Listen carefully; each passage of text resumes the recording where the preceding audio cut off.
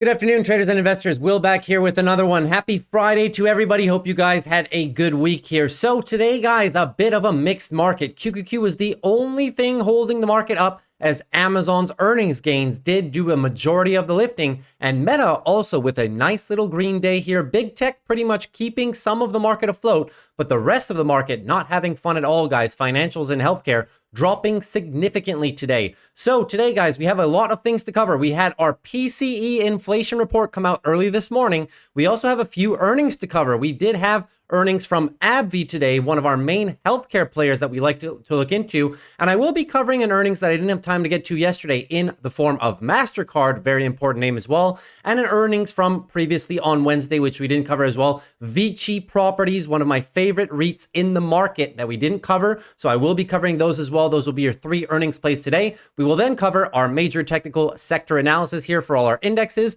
our major tech names as well. And lastly, take a look at my portfolio here and how we ended the week, guys. So a lot to cover today. So let us get into it right away. So guys, without further ado, we are going to get into our PCE results. So a key metric came out this morning, guys. Core PCE results is the Fed's preferred inflation gauge, shows biggest monthly jump since May. However, it's not as bad as it seems, guys, and the market did not react to it too much. Neither did yields here. So what I want to bring your attention on here is what we've been talking about, okay?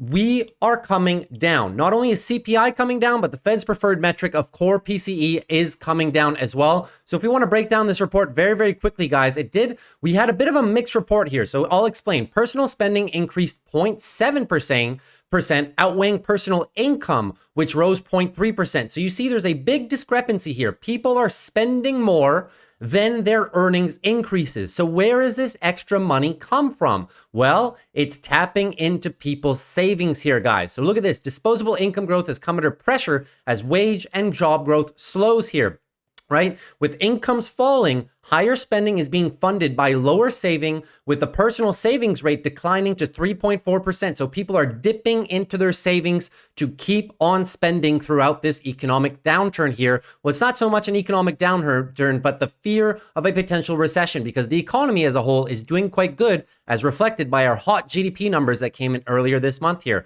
Now, you'll see here, while we estimate that there's still a considerable stock of excess saving left over from the pandemic that is now mostly concentrated among higher income households and appears to be increasingly treated as wealth. So we expect the boost to spending from lower saving to wane from here. We also expect some increase in precautionary saving as the job market slows here, guys. So this is kind of a double-edged sword. What that means for this report, guys, is your savings rate is declining right now, which is good for inflation. So people will not be continuously able to spend throughout this. However, the economy does have a little buffer, guys. The economy is strong. The job market is strong. So we do have a little bit of spending to give back to the market here and start saving our money once again, right? So this is once again the idea of threading the needle. The Fed is not trying to crush the economy. They just want to reduce people's propensity to spend. And the media has done a great job here of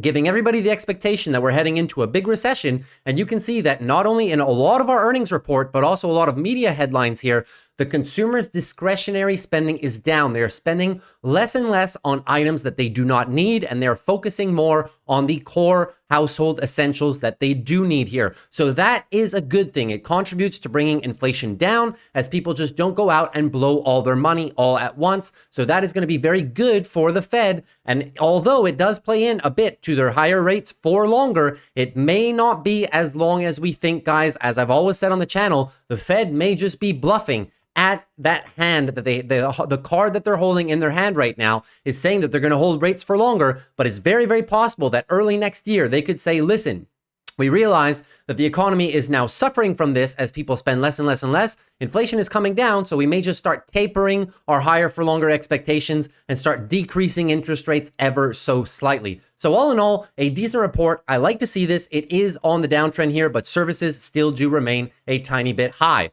Now, guys, we're going to get into our earnings here next. That was it for the PCE report. So a few of the earnings that I do want to cover. Let's start off with Mastercard, right? So Mastercard actually reported earnings yesterday. And as you can see, guys, they did not have a good day. They came down over 5.5%. This was actually one of Mastercard's worst days in pretty much 2 to 3 years, guys. Their worst day, I believe, was back in 2021, early 2021, or late in 2020 when they tumbled about 6.1%. This is the second day to it, guys. So Mastercard now coming down to a crucial level of support around the 360, 350 zone here. You could see this weekly move down is a very vicious one, but it's not all as it seems, guys. Mastercard actually had a very, very good report, and you can see we are daily oversold on the RSI right now. Look at this. Double beat on EPS and beat on revenue. And the funny thing is, the CFO was actually amazed at how the stock price reacted himself. So here we have the Mastercard earnings themselves, and you will see, guys, that they actually reported very, very, very good. Look at this. Third quarter gross dollar volume processed, right? Worldwide, 11% growth. You can see this as in relation to last year, guys. Very, very good growth on a year-over-year basis. United States had 5% growth, and the rest of the world, 13% growth. So that gross dollar volume is up. Now, switch transactions and cards. Look at this, guys. So people switching to Mastercard. Look, it's up 15%. 15%. So more people are choosing to use Mastercard. And in terms of new card growth, look at this, guys. Compared to the third quarter of 2022, we have a 7% increase in net new users for Mastercard. Everything is bullish here, right? Third quarter net revenue as well. Very, very, very solid here, guys, in comparison with last year's same period quarter here. We have a 12% gap payment network growth, right? Value-added services and solutions, 17%, guys. Double-digit growth for Mastercard at their current market cap is absolutely amazing. You can see total net revenue year over year is up 14%. So they are still growing, and they are still a free cash flow absolute monster. I don't need to remind you guys, Mastercard profits are absolutely ridiculous. Look at this profit margin for Q3, 49%. They brought back almost half of their $6.5 billion recorded revenue, right? So very, very amazing margins by Microsoft. Nothing to say here at all, guys. Every single metric here is pretty much up across the board in terms of how they were able to grow their customer base, but not only that, also able to grow their spending. Now, this is exactly in line with what Visa and American Express stated on their reports as well. But as you guys know, we covered them on the channel. Visa actually came down since their earnings, although they had a double beat, and American Express also came down after their earnings, even though they had a double beat. We cover this on the channel. So even though we're getting double beats, guys, market sentiment is just not good right now. And here's the kicker, guys. Look at this, right? So I wanted to show you what the CFO of the company actually said here. Shares of Mastercard were off 5.9% in afternoon trading and on pace to log their largest one-day percentage drop since October 27th, 2021. So here it is, when they shed 6.1%. And the CFO even said, "I'm having a hard time explaining the market reaction from my perspective," right? That pretty much says everything here. Yes, they do acknowledge that there is some macro and geopolitical uncertainty, but look at this. Our diversified business model positions us well to capitalize on substantial opportunities in payments and services here, which was said by the CEO. So guys, I mean, Mastercard with a tremendously positive earnings result, if I do say so myself.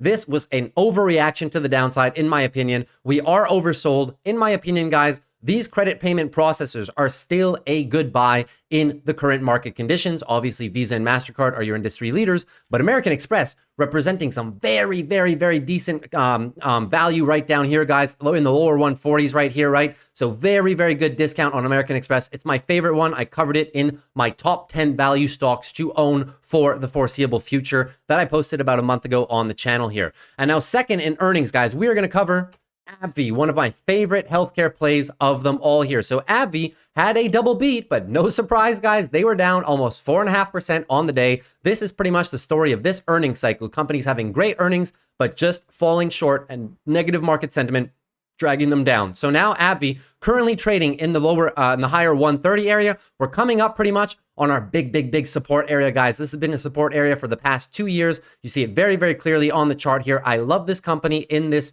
section right here, guys. And Abbvie, actually, if they maintain this drawdown that they've been having, guys, they're said that they're going to have one of their worst years on record. They are currently down year to date, roughly about 14%, if I'm not mistaken. Year to date, 14.26%. And that is pretty much one of Abbvie's worst years on record so far, guys. So the discounts are coming for amazing companies. They had a very bullish earnings report as a whole, guys, and they did increase guidance, which is very, very bullish. Abbvie dives as its cosmetic sales mar its third quarter beat and guidance boost. They also said that they were going to raise their dividend, guys. So Abbvie here currently representing a very, very healthy dividend. Let me just pull up the chart again here. So Abbvie, look at this dividend, guys, 4.08%. They are raising the dividend for the foreseeable future as well. So they did great, beat on earnings, beat on EPS. A few of their business lines here, right? A few of the business lines were up and some were down here. Their immune sector, which represents a hefty portion of revenue here, was, however, down year over year,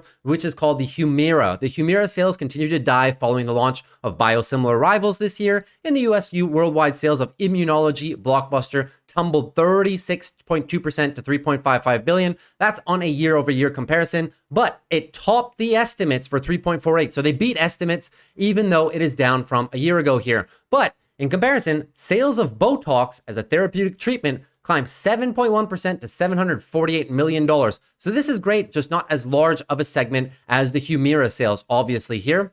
And in terms of the whole aesthetic treatments here, which includes Botox, they actually fell. So Botox was kind of the shining star amongst their aesthetic treatment division here. So they fell 4.7% on a reported basis to 1.24 billion here. The analysts expected a bit stronger here. So although the report was kind of mixed in terms of that, they did beat and they did raise their guidance here. So look at this. Abbvie raised its guidance for the year. Company now expects to earn an adjusted 11.19 to 11.23 a share. And the analysts were forecasting 11.06% a share, guys. So that's a very, very nice little increase in guidance here. Very, very good. They boosted the floor on their earnings to up to $11 a share, which is huge, guys, up from $10.70 guidance. So very, very, very good beat and raise by Abbvie. But even a beat and raise, guys, was not enough in this market. You can see we ended the day flat. We're coming down to the support. Trust me, if this company dives into the lower areas here, the lower 130s, I will be potentially looking to write some puts on Abbvie. It is one of my favorite healthcare plays in the markets currently here. And you can see, guys, this chart just continues to increase in value every single year. Namely, guys,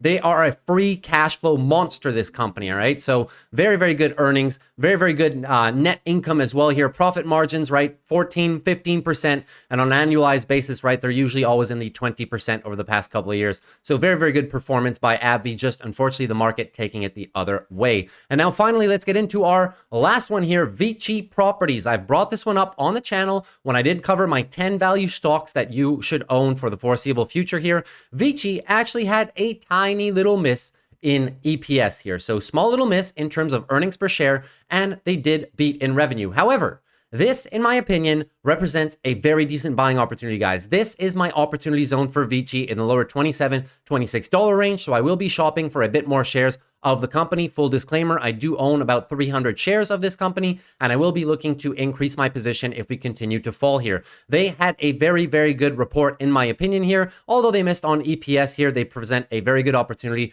for growth and a very good dividend payer as well here. A few of the headlines here, you will see, guys, that although they dropped in EPS, the revenues, guys, are absolutely amazing here. Total revenues increased 20.3% year over year. Very, very, very good here. Net income attributable to common stockholders increased year over year to 556 million from 330 million, guys. That is absolutely amazing on a year over year basis, right? And then your EPS 0.55 to from 0.34 last year. So very good. The expectation was 0.65, so they missed, but well up from a year ago, guys. AFFO is basically a REIT's measure of net income. So it's net income minus your rent deductions and minus expenses in relation to running the property in full operation condition here. So AFFO is truly your net income here. And attributable to common stockholders increased 16.4% for a year-over-year basis. That's absolutely amazing, guys, right? Absolutely amazing. Yes, they did have a tiny little bit of share dilution in terms of 5.1%. Not that bad, in my opinion. And they concluded a bunch of acquisitions here, right? So they completed the Rocky Cap Casino Resort acquisition with Century Casinos and acquired the real estate of Century Casinos' 4 gaming properties in Alberta, Canada. I do know these properties. They're very, very, very famous for what they are, guys. Very, very solid investment, in my opinion here. And they also invested in a family entertainment sector through the acquisition of 38 bowling entertainment centers in a sale leaseback transaction with Bolero. This deal right here, if I'm not mistaken, guys, comes in at a 7.1% cap rate. That is absolutely amazing, guys. If you know anything about multifamily real estate, usually your cap rates are anywhere between 4 to 6% for AAA quality properties. This is pretty much a AAA quality property, and they got a 7.1% cap rate on the deal. Absolutely amazing. It means they bring home 7.1% in net income at the end of every single year from cash flow from this property. So very, very good. They increased their net income AFFO, right? Guidance for the full year 2023. So this is a very, very nice increase here. Right, so absolutely very, very good report by VICI. Nothing negative truly standed out to me, guys. They raised their dividend 6.4% year over year, and they ended the quarter with substantial amount of free cash flow. Look at this, guys. $511 million in cash and cash equivalents, and $807 million of estimated available forward sale equity proceeds from potential sales of properties. So very, very good report by VICI, guys. They're getting hammered, but it's no secret here. A lot of your REITs and a lot of utilities plays have been down, and we've covered this on the channel, guys. It's because your risk-free yield, your 10-year government bonds now are almost paying 5%. So would you rather own a stock that is exposed and that has risk to the market that pays 6%? Or would you rather have a risk-free 10-year treasury note that pays almost 5%, right? Well, a lot of people are going to favor the latter here. That's why a lot of REITs and utility companies have been on the downside. But in my opinion, VICI representing a heck of an opportunity to purchase up here, guys. You would only been able to purchase this stock back last year, pretty much in early 2022 for these prices. And they have significantly grown net income and dividends, guys, and the revenues in that period. So very, very good opportunity for VICI, in my opinion.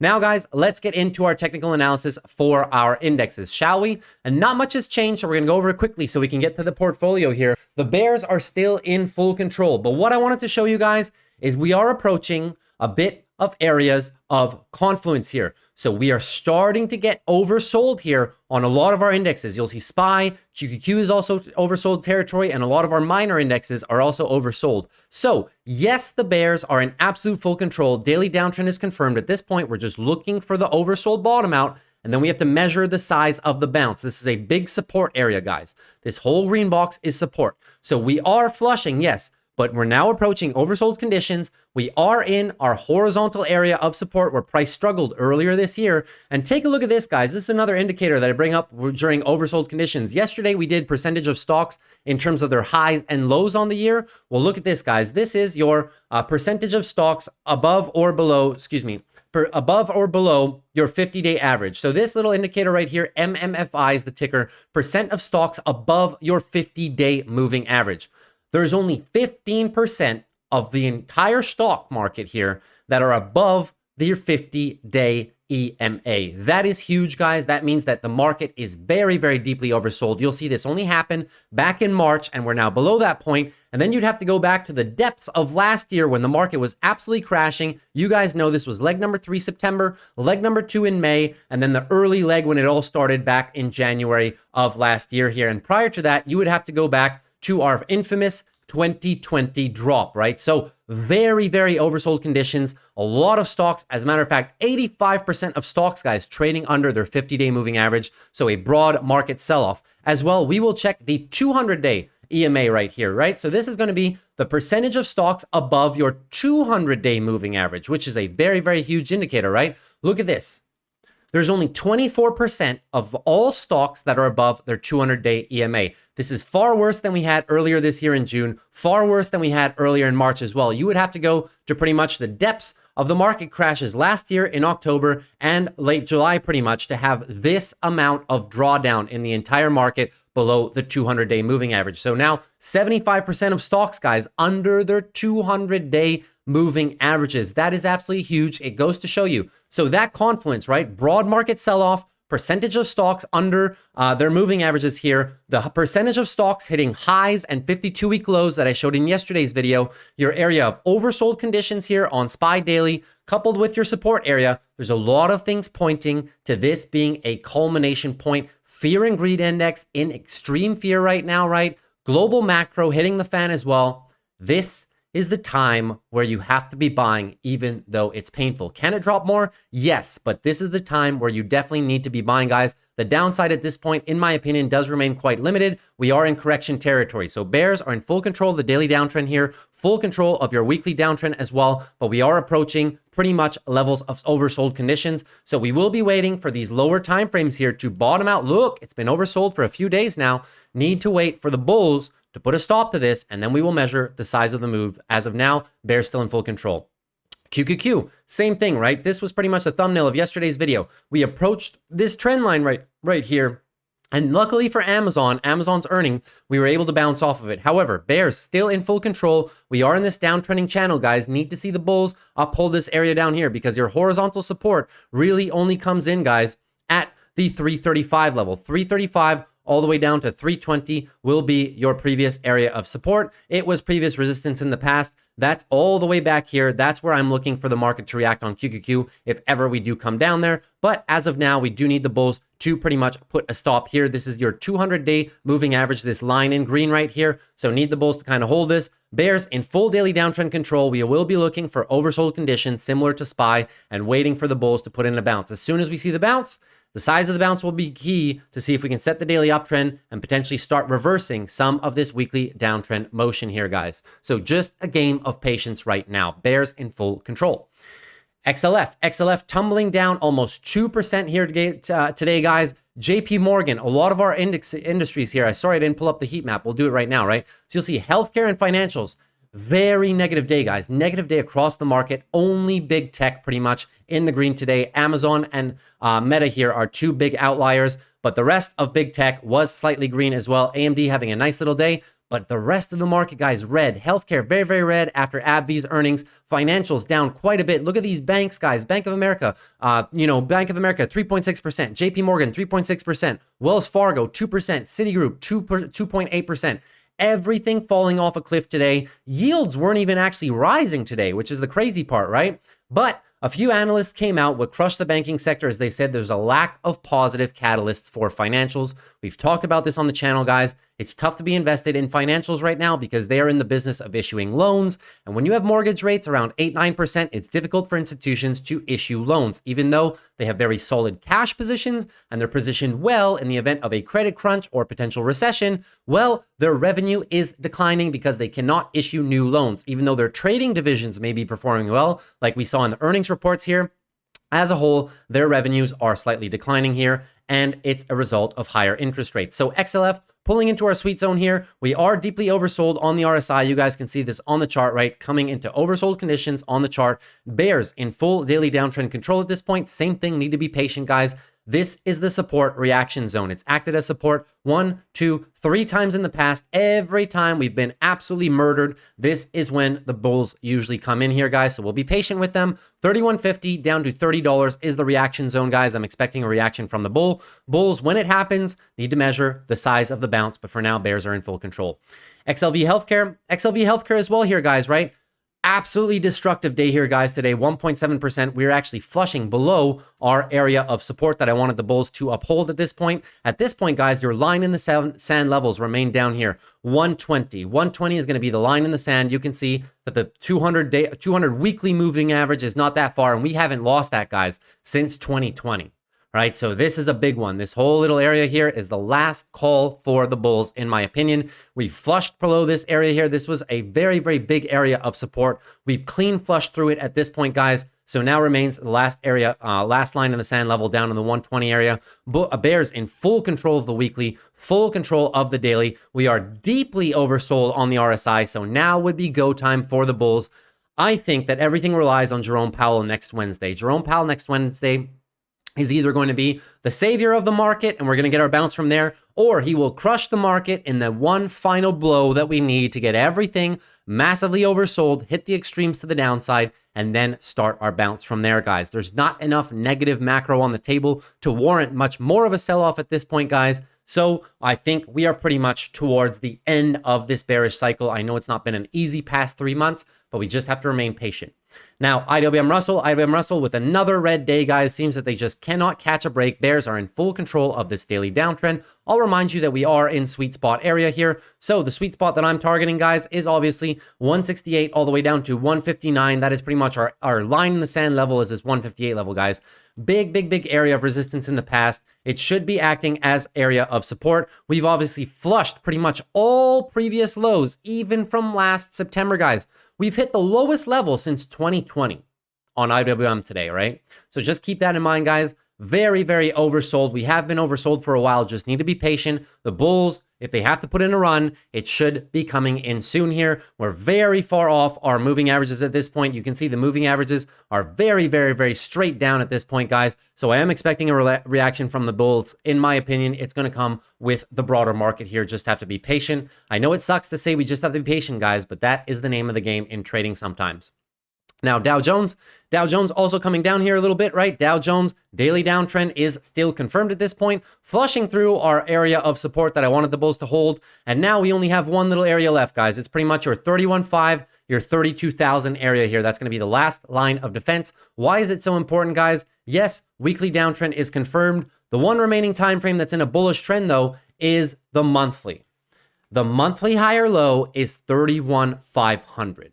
So the bulls cannot lose this. If they lose this, it's not going to be a very fun time. We're going to have to reset the monthly uptrend, which could take a very long time. I need to see the bulls hold this, guys, as we approach daily oversold conditions. And also on the weekly RSI, we're getting quite low here, guys, matching up with last year's levels when we were really flushing the markets, right? I am expecting the bulls to put up a little bit of a fight. You can see that 31.5 is also our 200 weekly moving average. So although we've flushed through this support zone, guys, we need to see these markets bottom out to the downside and then measure the size of the bounce. Can the bulls retake some of the daily timeframes? As of now, bears control daily and weekly charts on all our indexes here. Now let's jump down to big tech here. So big tech, I'm going to start off with Apple here. Apple having a nice little day here, up 0.8% here. So Apple trying to recover, trying to slow the damage, but still in a daily downtrend here, guys, right? So now we need to measure the size of the bounce. Apple earnings next Thursday, obviously, so we can't comment too much on Apple's price action before then. I do believe that Apple will stay a bit muted before their earnings, and then the earnings is going to send them either way. Very simple. It's either going to continue the furtherance of the daily downtrend and consequently continue the weekly downtrend as well. That's very ugly. I'm sorry. Continue the furtherance of the weekly downtrend. I remind you, the support zone for Apple is now between 160 and 150. This whole area down here is your next big area of support here. So one of two things are going to happen. Either Apple's going to continue down towards that lower area of support if earnings are bad. But if earnings are good, guys, I can see a little rebound on Apple here. We will need to target 174. Get me above 174. Give the bulls a chance for a daily uptrend reversal. Everything relies on earnings, but keep in mind, I do love Apple at these price points, guys. I do think it's a very nice discount that the market is presenting us, and the cheaper it gets, the more shares I will be adding. Now let's move on to AMD. AMD also pairing a bit of the damage here today, up 3%. Nice little bounce here, but AMD earnings next Tuesday. So once again, cannot comment too much on the price action. It can go either way. One of two things is going to happen, obviously. We are either going to continue the bearish downtrend here, which would continue our weekly unfortunate downtrend here, right? Or the bulls are going to be able to put in enough of a bounce to potentially set the daily uptrend once more here. We need to look out for 102, guys. 102 is the key area here. It's the area where our last bear leg down started. So if earnings are fairly good and we get back up to 102, you could have an engulfing move here and reset the daily uptrend to the upside. That would be good for the bulls. It would be step one, similar to something that they did back down here, right? But as of now, the bears are in full control on AMD here. Earnings next Tuesday is going to be absolutely crucial. And you guys know if we continue tumbling here, the next area of support is obviously in the higher 80s, all the way down to $80 range. And we do have the 200 weekly moving average down here. I do not want the bears to flush all the way down there, guys, because that is your low of the previous monthly uptrend, right? So need to maintain this level, guys. I'm crossing my fingers for good earnings for AMD. They should have good earnings, but you guys know, even in an environment, some companies are having double beats and they could get hit to the downside. So we're going to watch this closely on AMD earnings next Tuesday. Amazon here. Beautiful day on Amazon, guys. They had great earnings and the market actually gave it to them here, guys, today. So Amazon trying very hard to reverse this move. This is the move that I'm talking about on Apple and AMD, okay? This is the most recent leg. You guys see this most recent leg down. The bulls have now engulfed it. So we've recaptured 128.73. That's exactly what you want to see here, guys. We've created the space for a potential daily uptrend reversal. Remains to be seen if the bulls can actually get it done here, because the bears were in control of the daily. And keep in mind, the bears are also in control of the weekly. It was a weekly downtrend set. So now it's up to the bulls to prove it to us that this was really the low here after, or pretty much before earnings, the low of 118, right? It's up to the bulls to prove it to us. If they can reset the daily uptrend on the upside and start trending back into the 130s, then you have a chance at reversing this weekly downtrend and potentially setting a new weekly uptrend and regaining some of this momentum that Amazon had back here. So we will take this one day at a time, but this is step one made by the bulls. Now I need them to hold it and set the daily uptrend. So we're going to keep a close eye on Amazon. For whatever which reason, we continue dumping into this area over the next few weeks. This is my sweet spot, guys, 120 down to 111. And Amazon, if you guys have seen their earnings, you should not be afraid to be buying down here for the long run, guys. Amazon extremely well positioned for the future. Now moving on to Google. So Google, a bit of a flat day here, kind of having its earnings bottoming process here, but the bears are in full control. Look, stopping at your 200 daily moving average here, just short of my sweet spot zone for Google here, 120 all the way down to 113. I got a bit greedy and I did write some options around 130 before earnings here. Probably shouldn't have done that, but I did expect Google to have good earnings, which they did. It's just the market just took it the entire other way. So I'm not too mad about it at all. I'm happy to own Google at 130, and I'll be happy to add more Google if ever we plunge down here. But for now, bears are in full control. We need to see the size of the bounce here, guys. If the bulls only put in a small bounce, then you may just get daily downtrend continuation. But if we bounce all the way up to potentially 130, 133, could set up for the daily trend change. At this point, Google has lost the weekly uptrend. It's not a weekly downtrend. Weekly downtrend has to set the lower high and lower low for that to be a weekly downtrend. It's just a loss of the weekly uptrend, weekly down move. Now, the bulls can reset this and two-step it similar to what Meta did. We need to be patient, need to see the size of this bounce as soon as this move bottoms out. We are pretty much bottoming on the RSI as well. So let's see if Google can get a little bounce going. And then when the bounce happens, see how high they can get. All right. Now let's move down to Meta. Meta with a very nice day here, recovering a bit of their earnings drawdown here. So up 3% on the day. Very, very, very good, avoiding this area of potential, very, very negative area here if we do flush this lower 277 area. So good protection by Meta, but Meta once again in the daily downtrend. So now one similar to Google pretty much and similar to Amazon, need to see the size of this bounce. If Meta bulls can get us up back above 300, around 306, 307, would set us up nicely for a potential daily trend change. Meta earnings were beautiful, so I think that they do deserve it. I don't think there's enough negative momentum to the downside from their earnings at least to plunge Meta into several weeks of downside. That would be global macro, if anything. Obviously, they have lost the weekly uptrend similar to Amazon, but not set the weekly downtrend. Needs a lower high and lower low to set a weekly downtrend. The bulls have a chance at recovering this, but it's going to take two steps. Similar to this, two steps. Well, might just have to do it again in two steps here on Meta. Good little recovery. Now need to see the size of the bounce. If the bounce only ends up here, we may have a chance to revisit these lows, guys, and then these lows will be absolutely crucial for Meta here. Don't want to lose that. That's been pretty much your area of monthly support the past 3 months here. So now let's move on to Microsoft. Microsoft here holding up decently, guys, 0.6%. They were up a lot higher during the day here, but pulling back towards the end of the day. So a bit of a negative pullback here from Microsoft on the day, but ending positive. Still stuck in our $330 range right here. They had a nice little pop on earnings, gave it all back. Now remains to be seen, guys, if they flush 324. Flush 324, you pretty much lose the daily uptrend at this point. Could set up for a daily downtrend at that point, right? But Microsoft looking fairly decent, guys. Trying desperately to set up for the weekly trend change here, guys, at this point. But I need them to protect this daily, reacting nicely from your moving averages right here. Microsoft had an absolutely beautiful report, in my opinion. No reason for this market sell-off other than general broader market selling off conditions here at this point, right? But Microsoft on its own doing absolutely amazingly as a company. So really no red flags for Microsoft whatsoever, right? If we do pull back into this area, set the daily downtrend, it opens the door for me to potentially set some positions up, down 310 all the way down to 290. If that does happen, it would obviously be a heck of a sell-off, but I would be indeed a buyer of Microsoft down in these lower areas. So just need to see the bulls maintain this daily uptrend. I know the bears have pulled back a lot, so we may need to accumulate a little bit, set a little bull flag here, and potentially rise after that. We'll see how it goes.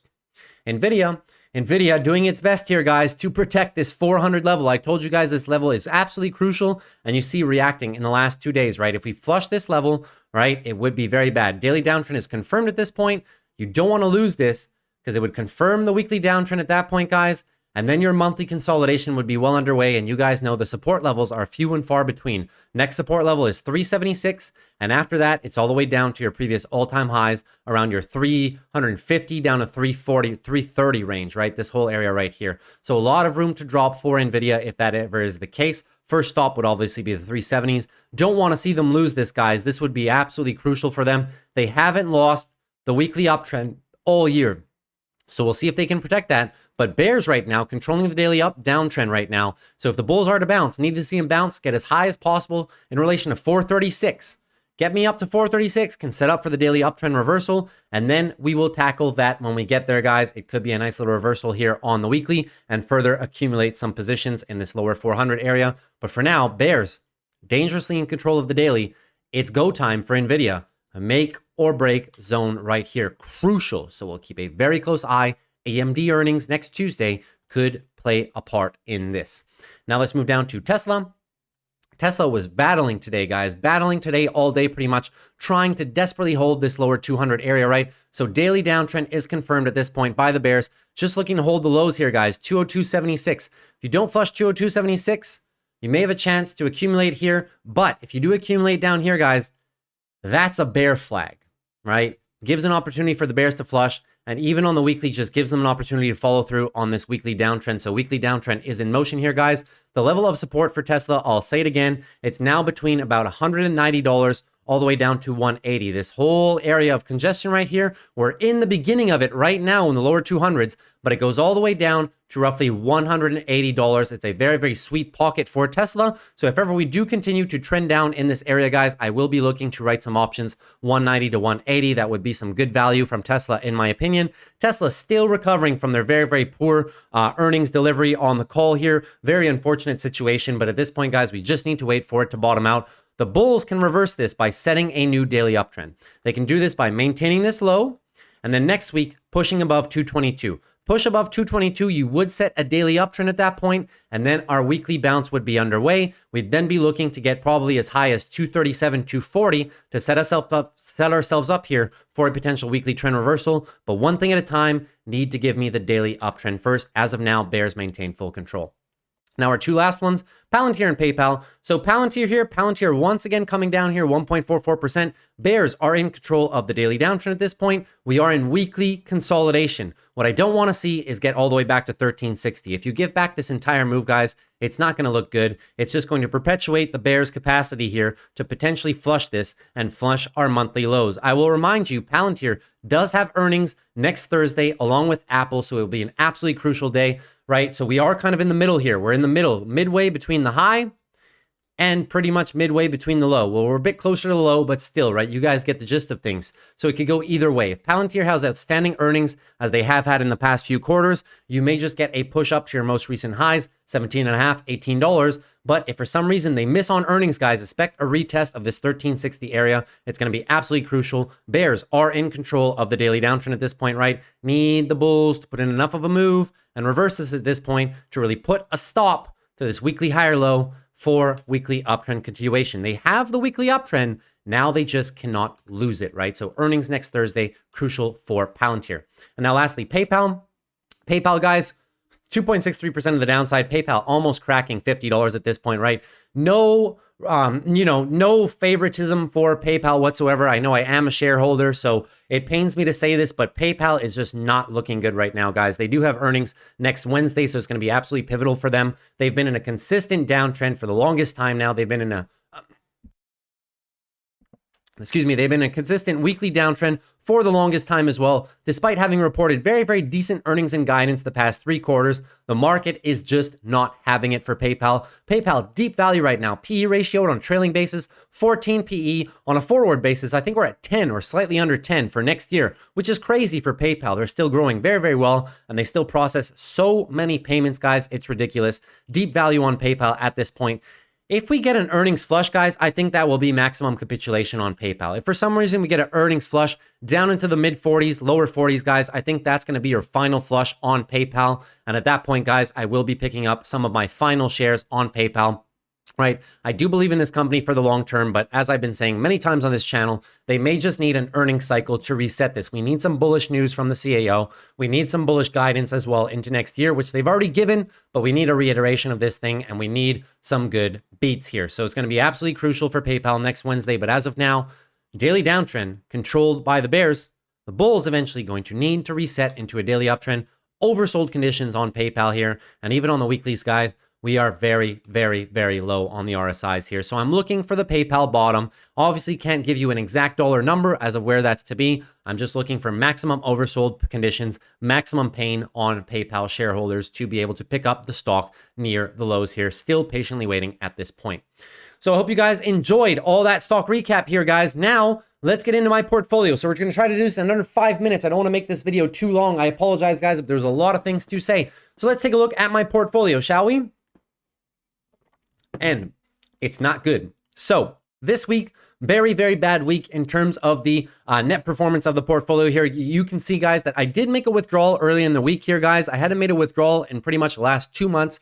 I've been trying to keep most of the money invested at this point, but I did need the money to pay for a bit of business expenses and a bit of experiences that I have been on, that I have been taking for myself, obviously personal consumption here in the last 2 months here. So we had to pay them off. So I did withdraw around $4,500 from the portfolio here. So I do apologize at this point, guys. We have withdrawn roughly 15.5% of our year-to-date gains on this portfolio. So that is the amount that's missing from these gains. But you can see nothing to hide here, guys. I always love being transparent with you, right? But this drop, we did get assigned a few positions here, coupled with the withdrawal that came through here on Monday. You can see, guys, that we just are down to 8.28% for the year here, guys. We haven't been this low since earlier in the year, pretty much in January. So we are still outperforming the S&P 500, barely. But the NASDAQ is now, unfortunately, outperforming us. If you add the withdrawals that I took to this account, you can add 15% to them, and we would be up at this point, guys, 23%. So we would be kind of in line with the NASDAQ ever so slightly, right?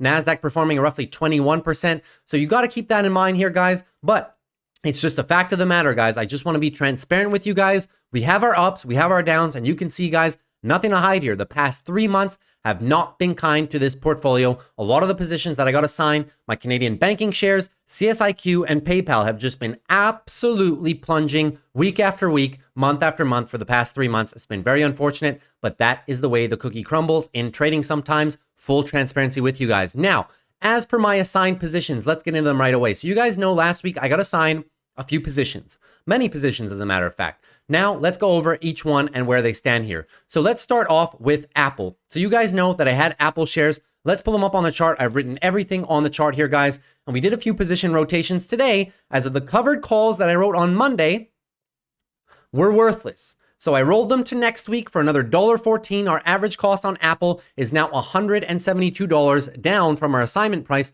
of $175. So that's this position right here. New covered calls here for next week, $114. You can see that the previous ones for this week are closed. They traded around 1 penny today, so I closed those, open these for next week. That's it for Apple. We're going to continue to ride Apple through earnings. Second position, AMD. You see, I got assigned AMD at around $102. I will show you my average cost on AMD as well.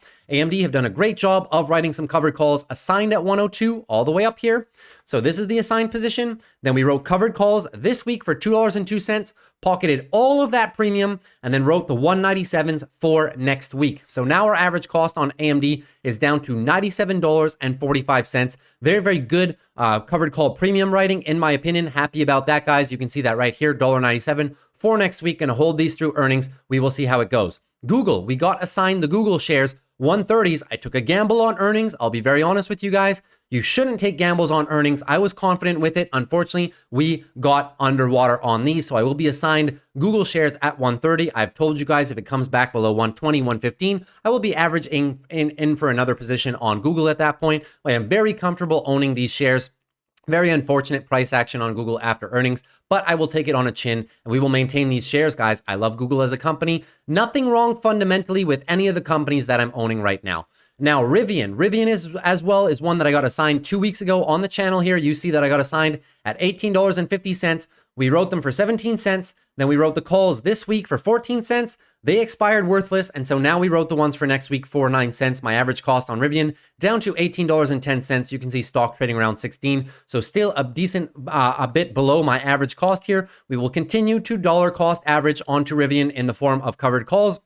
I'm not going to add more shares unless we really dip below pretty much into the 14 levels, right? I'm not expecting that to happen, but in this market environment, anything could happen. They do have earnings here pretty much Thursday, 7th of November. So we'll see what happens on earnings. I am looking forward to their earnings, guys. They should be pretty bullish in my opinion, guys. Sentiment around Rivian has been pretty good. I don't mind this position at all. It's only 200 shares, not that large of a position here. Coca-Cola, which you know, guys, that I got assigned a couple weeks back, Coca-Cola at 55. We're now out. So you can see we had the covered calls for $55 here. We are now out of Coca-Cola, guys. So Coca-Cola come back nicely here above 55 after very, very good earnings from them. You can see we wrote the 34 cent here. We got assigned and then we wrote the $55 calls. It took us about a week to write these because when they came all the way down here, we weren't able to write covered calls, wasn't enough premium. So I had to wait till this week to write them into earnings. And now we ended the day above 55. So these shares on Coca-Cola will be called away. They won't be in the portfolio next week, but if we keep plunging, I may even dip again into Coca-Cola if we revisit the lower $50 range. I like Coca-Cola at these prices, but I'm pretty content to pocket a little bit of premium and be out of the position. UPS is the last position that I got assigned in here, guys, and you can see they are down considerably here. If I move myself off the screen, you will see that UPS, we got assigned at 152.50.